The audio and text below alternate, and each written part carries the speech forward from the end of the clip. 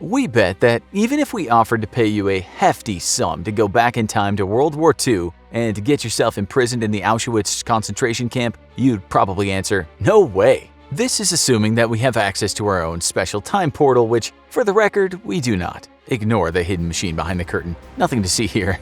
But anyway, if you answered no to our offer, that would probably be a wise decision. Your odds of dying in the notorious death camp are higher than surviving through it to enjoy the prize money we give you in the end. Such a challenge would be too much even for our favorite guinea pig. But there was one man in history, the only person brave enough and crazy enough to volunteer to go to Auschwitz. He went by the name of Witold Pilecki. Before you question Pilecki's sanity, you should first understand that he didn't know how intense the camp actually was when he agreed to go. The thing is, little was known about the camp at the time. The knowledge of its happenings behind closed doors wasn't as widespread as it is today. As a Polish cavalry officer and intelligence agent, Pilecki's mission was to go in there and gather information about the site for the purpose of finding out what exactly was going on there. Then he'd report his findings to the Western Allies. Easy, right? His fight against the Germans did not begin with this mission. He'd had prior experience fighting against them in the 1939 Defensive War. As a man of resistance, he just couldn't sit back and let the Nazi plague take over.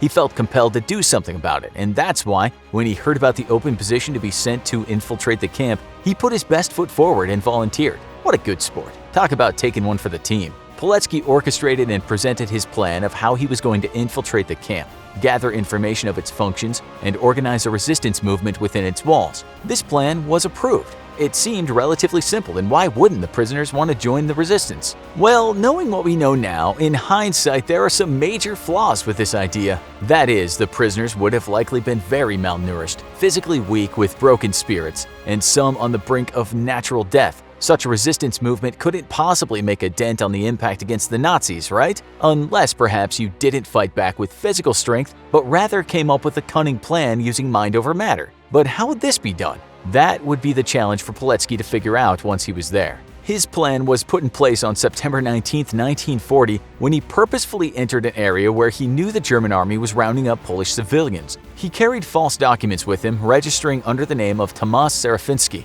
That day, he was among 2,000 civilians to be detained. Then, after 2 days in detention, suffering beatings along with the other prisoners, he was finally sent to Auschwitz, where he was registered as number 4859. Who knew what thoughts ran through his head when he first witnessed the atrocities of the camp firsthand? Perhaps he was internally kicking himself for going through with this crazy plan. That's what we might assume he'd be thinking on a human level, but there was no turning back. All he could do was remain strong and focus on putting his plan into motion. Thankfully, he had help. He probably recognized immediately that he would need to boost prisoner morale. The best way he could do this was by informing them of the current updates from the fronts of World War II and giving them hope. He organized his secret resistance operation under Nazi noses, delivering and receiving messages to and from the outside using a courier system, channeling reports to the Allies. Through this, he stealthily acquired secret stashes of food, clothing, and medicines for the prisoners. All the while, he was assisting prisoners in their preparation for escape.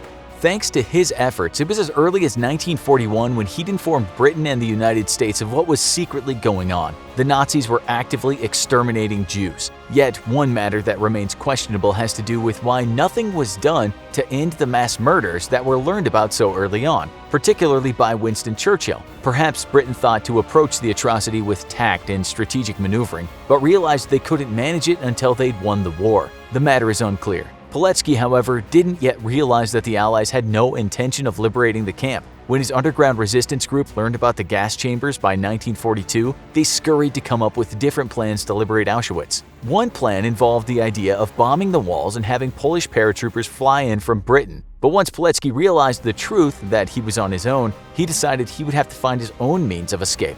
If you imagine the frightening reality of his situation, that he'd entered the camp thinking he'd have help but was now left to fend for himself, it's easy to think that you might panic if you were in his shoes. In 1943, he escaped with 2 other prisoners. They achieved this by cutting telephone and alarm wires. Then they used a duplicate key to unlock the door. They then barricaded the door they exited through and crossed a river so that they wouldn't leave footprints to be followed. Pilecki had spent about a total of 2.5 years at the camp, sneaking messages to the Allies. If you think about it, 2.5 years was a long time to spend in Auschwitz, forced to live in horrible conditions. Most of us may not have lasted a day there. After his long ordeal and his plan for liberation falling flat on his face, he was captured in 1944 while fighting in the Warsaw Uprising. He spent the remainder of the war in yet another prisoner of war camp. And if you think that wasn't bad enough, he then joined Polish troops in Italy in 1945, agreeing to return to Poland in order to gather intel on the Soviet takeover. He was caught once again, this time by a Polish communist regime.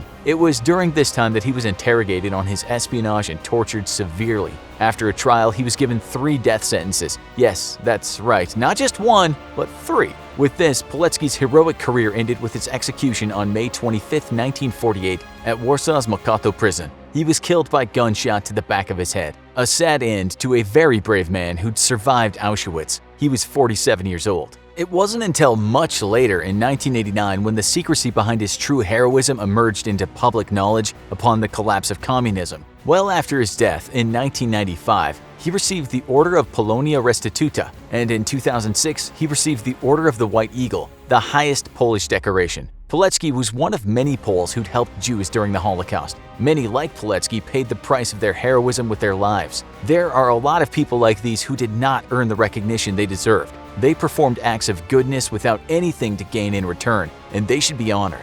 If you found this video interesting, and face it, of course you did, then feel free to check out our other videos, including more topics related to World War II, like the insanely crazy story of a tiny soldier, or the soldier that continued fighting World War II because he didn't know it ended. Thanks for watching, and as always, don't forget to like, share, and subscribe. See you next time.